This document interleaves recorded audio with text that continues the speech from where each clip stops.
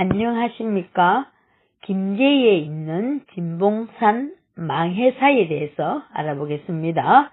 서해 일몰이 아름다운 천년고찰 망해사는 전북 김제시 진봉면 신포리, 김제평야라는 지평선과 서해의 수평선이 맞닿는 만경강 하구 진봉산 73m 자락에 자리하고 있습니다.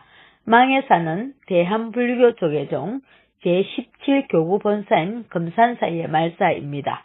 망해사는 백제 의당왕 2년 642년 동량의 3대 거사 중의 한 분인 부설거사가 창건했다는 설과 다른 하나는 백제 경덕왕 13년 754년 통장법사가 창건하였다는 설이 있습니다.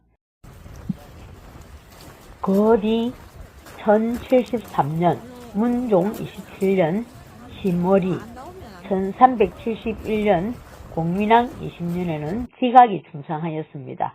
조선시대의 억불정책으로 인하여 거의 폐허화되었던 것을 1624년 인조 2년에 조사 진묵이 중상하였습니다.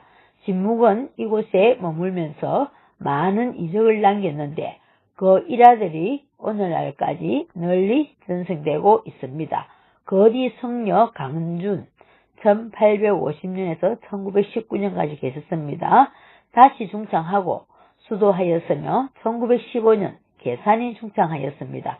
1933년 주지 김정희가 본전을 중수하고 보광명전과 칠성각 등을 신축하였습니다. 1977년 남파가 요사와 망이들을 새로 짓고 보광명전, 낙서전, 칠성각 등을 복원중수하였습니다. 1984년에 보광명전과 칠성각을 헐고 그 자리에 대웅전을 새로 지었습니다. 1986년에는 낙서전을 해체 복원하였으며 1989년에는 동각과 요사체인 승조훈을 중수하였으며 1991년에는 대웅전을 중수하였으나 2024년 4월 13일에 밤중에 불이나 극락전이 전소되고 낙서전의 일부가 거름 피해가 있었습니다. 다행히 경관적 가치에는 거의 영향이 없었답니다. 2024년 6월 18일 국가유산청 자연유산위원회는 망해사 일원을 국가지정유산 명성 제1호로 지정됐습니다. 현존하는 당으로는 극락전을 비롯하여 칠성각, 요사체로 사용되는 청조헌, 낙서전 등이 있으며 유물로는 석비가 있습니다만 지금 현재 극락전은 화재 이후 아직 재건을 못하고 천막법당이 대신하고 있습니다. 하마 이전의 극락전과 천막법당 사진을 탑재하겠습니다. 많이 아깝고 안타깝습니다. 바다를 마주보는 절이라는 뜻의 망해사는 서해안의 아름다운 낙조와 해넘이를 감상할 수 있어 매년 많은 관광객들이 찾는 관광명소입니다. 2020년에는 한국관광공사 선정 비대면 관광지 100선에 선정되었을 정도로 바다 전망이 탁월합니다. 망해사는 만경강 하구와도 접하고 있으며 만경강 하구는 새만금 간척사업의 일환인 방조제 조성으로 담수로 변해 생물학적 가치가 높습니다. 문화재청은 만경강 하구는 대표적인 철새 도래지와 다양한 생물의 서식지라며 간척 역사를 보여주는 장소로도 학술 가치가 크다고 설명했습니다. 진봉산 북서쪽 갈림길에서 바다 쪽으로 내려서는 길목에는 부도군이 조성되어 있습니다. 사찰의 입구에는 흔히 보이는 일주문도 없고 사찰의 정각도 천년고찰이라고 하기에는 매우 소박하게 보입니다.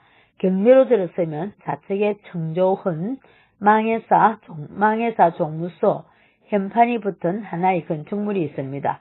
바닷가에는 5층 석탑과 범종각이 있는데 종류에 있으면 만경강 하루, 서해의 새만금 앞바다가 잘 조망됩니다. 이곳에서 바라보는 낙조를 최고의 경관으로 유명해졌습니다. 경내에는 파도 소리를 듣는다는 요사체, 청조흔이 있는데 현재는 제망음 방조제로 파도 소리를 들을 수 없습니다. 다만 오후에 석양을 바라보면서 넓게 탁 트인 바다와 들판을 바라보면 가슴속이 후련해지는 힐링의 장소라고 합니다.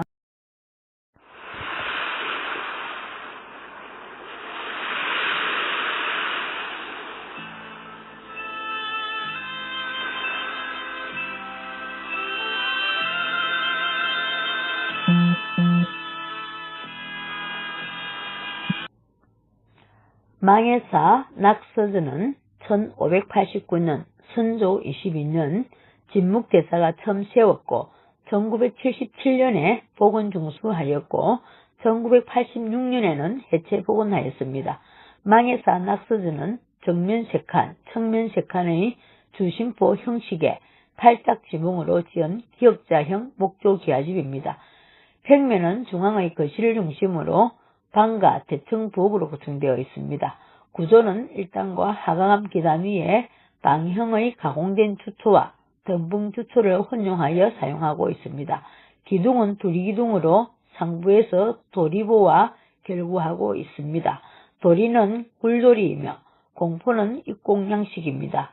지붕은 오랑집으로 꺾인 팔딱 지붕 양식입니다. 펜에게 낙서전이라 써여 있고 4개의 주련이 걸려 있습니다.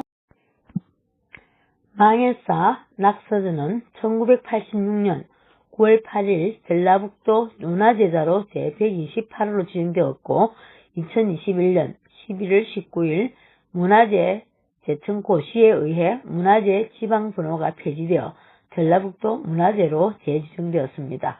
건물 외형은 팔각지붕에 기역자형으로 앞으로 한 칸 나온 부분은 마루가 놓여 있고 오른쪽에는 방과 부엌이 딸려 있어서 원래 이 낙서전은 법당 겸 요사체로 사용되었음을 짐작할 수 있습니다. 비록 규모는 작으나 섬세하게 조각되어 있고 망해사의 오래된 역사를 엿볼 수 있는 건물입니다.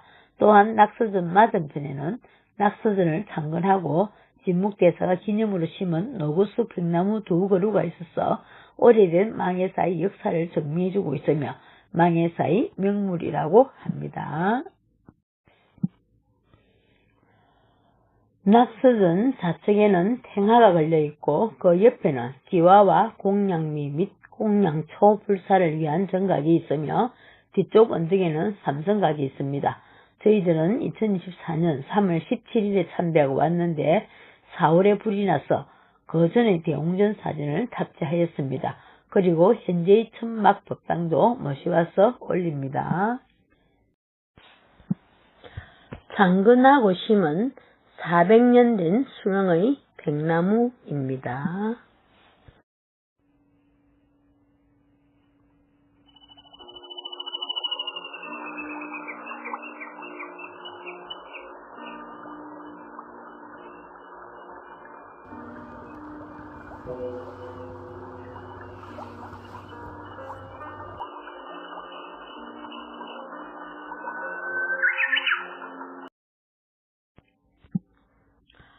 부설거사와 임제 망해사에 대해서 알아보겠습니다.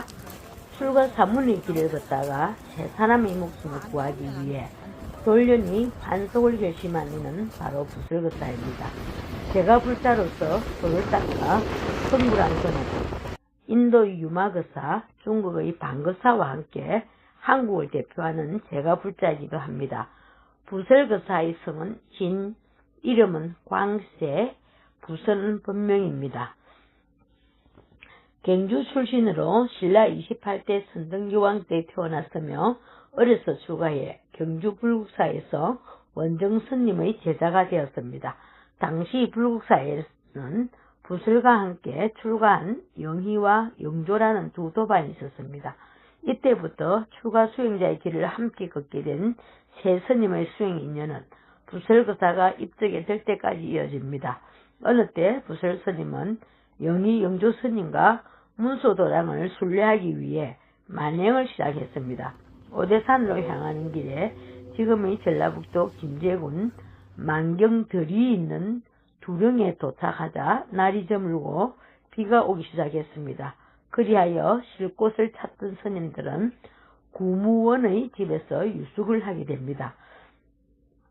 독실한 불자인 구씨는 부설 스님의 일행이 머무른 동안 밤새는 줄 모르고 법담을 나눕니다. 한편 구무원에게는 묘화라는 18세의 딸이 하나 있었습니다. 묘화는 나면서부터 버근이었습니다. 그는 멀리서 새 스님이 자신의 집을 찾아오는 것을 보고 사랑채로 가서 스님들과 아비가 나누는 대화를 엿듣게 됩니다. 묘화는 깨달음에 대해 설명하는 스님의 법문을 듣고 갑자기 말문이 트였습니다. 입을 연 묘화는 부모에게 부설 스님과 저는 전생에도 인연이 있고 현생에도 인연이 있으니 이 인가의 도리를 따르는 것이 바로 불법이라면서 삼생연분을 이제야 만났으니 죽기를 맹세하고 부설 스님을 남편으로 섬길 것이라고 말했습니다. 무남동녀 외동딸이 죽기를 각오하고 부설 스님과 부부의 연을 맺겠다고 말하자 구씨는 용기를 내어 부설 스님을 찾아갔습니다. 소승은 일제사 인연을 이루기 위해 출가한 수행자입니다. 주인 어른과 따님의 심정은 이해할 수 있으나 청을 받아들일 수 없습니다. 하고 잘라 말했습니다. 그러자 묘화는 죽기를 하면서 부부의 인연을 맺기를 간청하게 됩니다. 이에 부설 스님은 모든 보살의 자비는 중생의 인연 따라 제도하는 것이라며 묘화와 부부의 연을 맺었습니다. 영희와 영조 두 도반은 수행을 결리하지 말 것을 당부하며 오대산으로 떠났습니다. 제가자로서의 부설거사의 삶이 시작됐습니다. 어느덧 덕운과 월명 두 남매의 아버지가 된 부설의 생활은 수행자 때와 별반 차이가 없었습니다. 농사를 지을 때도 하루에 열중했으며 동네 사람들에게 불법을 설하고 참선하기를 결리하지 않았습니다. 부설거사는 혼인 후 15년을 살다가 어느 날 수행을 계속하기 위해 가족을 떠나 지금의 망해사 자리에 토구를 짓고 수행에 들어갔습니다. 그리고 수행에 들어간 지 20년이 지나 옛 도반인 영희, 영조 스님이 물어 망해사 부설거사를 찾아왔습니다. 이에 서로 법력을 시험하기 위해 아들 덕운에게 호리병 3개에 물을 담아 서마에 매달도록 하였습니다. 그러고는 각자 막대기로 내리치게 했는데 두 도반은 호리병이 깨지면서 물도 쏟아졌으나 부설거사가 내리친 호리병은 병만 깨지고 물은 호리병 모양 그대로 남아있었습니다. 깜짝 놀란 도반이 어찌된 일인가 하고 묻자 부설거사가 이 병은 물이고 이 물은 마음이다 라고 답하며 몸은 생겼다가 언젠가는 소멸하지만 마음은 원래 나지도 멸하지도 않는다라는 불생불멸의 진리를 두 도반에게 보여주었다고 합니다. 영희와 영조가 동격의 뜻으로 삼배를 올리자 두 도반에게 그대들을 기다렸다 하며 아들과 딸을 부탁하고 열반송을 남기며 망해사 자리에서 입적하였습니다. 이에 두 도반은 부설거사를 답이하여 사리를 변산 무적봉 남쪽 기슭에 안치하였는데 묘화 부인은 이에 그치지 않고 덕운은 영희를 월명은 영조를 은사로 출가까지 시켰습니다. 그리고 지금의 월명암 사성스런 자리에 덕운암, 지금의 대웅전 자리에 월명암을 세웠습니다. 변산반도의 월명암은 부설의 딸 월명의 이름 따서 전 암자로 이곳에는 부설거사의 성도담을 소설한 부설전 필사본이 보관되어 있습니다. 부설거사의 삶은 오늘날 제가불자애들에게도 한 생을 어떻게 살아야 하는가에 대한 해답을 제시하고 있습니다. 그는 한속했다고 해서 세속의 인연에 묻히지 않고 수행을 결리하지 않았습니다. 더불어 묘화부인과 덕운, 월명 두 자녀에게도 깨달음의 길을 안내했습니다. 그는 스스로 부설거사라고 칭하며 현재 망해사 자리에 초막을 짓고 참선 수행을 병행하였다고 합니다. 이상입니다. 감사합니다.